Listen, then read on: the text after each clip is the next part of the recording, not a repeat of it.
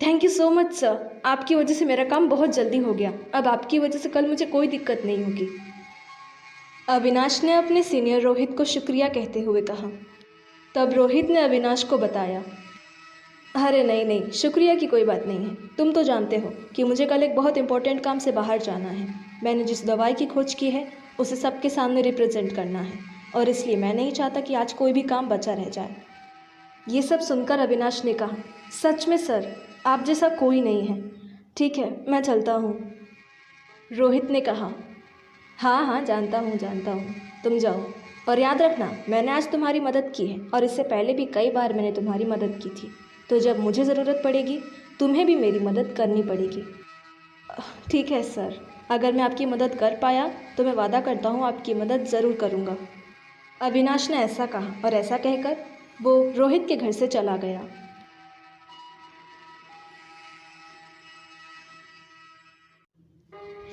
मैंने क्या देखा? ये सब क्या था? सर सर प्लीज़ उठिए सर। रोहित, ये क्या किया तुमने? सर को मार दिया?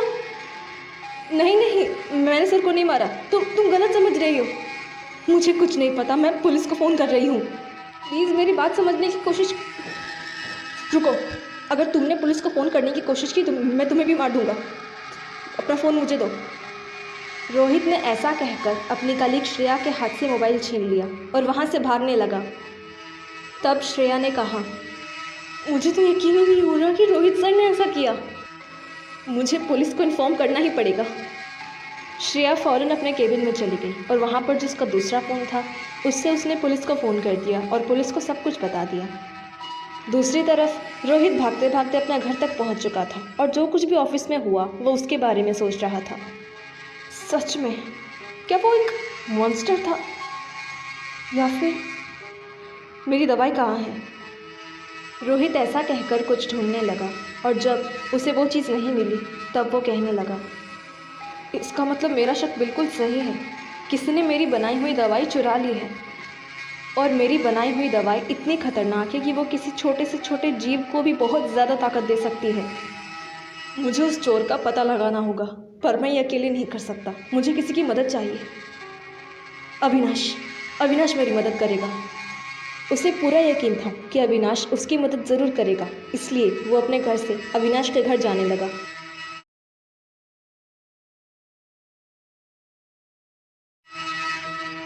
सर, मुझे समझ में नहीं आया कि आप इस वक्त यहाँ क्या कर रहे हैं? आपको तो अभी फंक्शन में होना चाहिए था ना? अविनाश ने रोहित से बिल्कुल हैरान होकर पूछा। मैं जानता हूँ, पर अब मैं कुछ नहीं कर सकता क्योंकि मेरी बनाई हुई दवाई ही चोरी हो चुकी है। तुम जानते हो उस दवाई में बहुत ताकत है। कोई भी अगर उसे पी ले तो उसके अंदर अनलिमिटेड पावर आ जाती है, और उसी पावर का यूज़ करके उस इंसान ने हमारे बॉस को मार डाला है।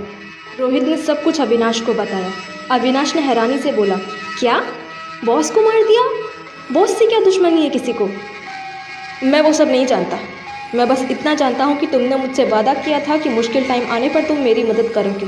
पुलिस मेरे पीछे पड़ी है क्योंकि उन्हें लगता है कि बॉस को मैंने मारा है। रोहित ने परेशान होकर अविनाश से कहा। अविनाश ने कहा, जी सर, आइए मैं आपको एक छुपने की जगह दिखाता हूँ। मेरे घर में एक सीक्रेट जगह है। अविनाश रोहित को अपने घर के बेसमेंट में ले गया। रोहित वहाँ आकर कहने लगा, तो कहाँ है तुम्हारी वो सीक्रेट जगह? पर रोहित को कोई जवाब नहीं मिला। किसी ने रोहित के सर पे बहुत ज़ोर से वार किया जिससे कि रोहित वहाँ बेहोश हो गया।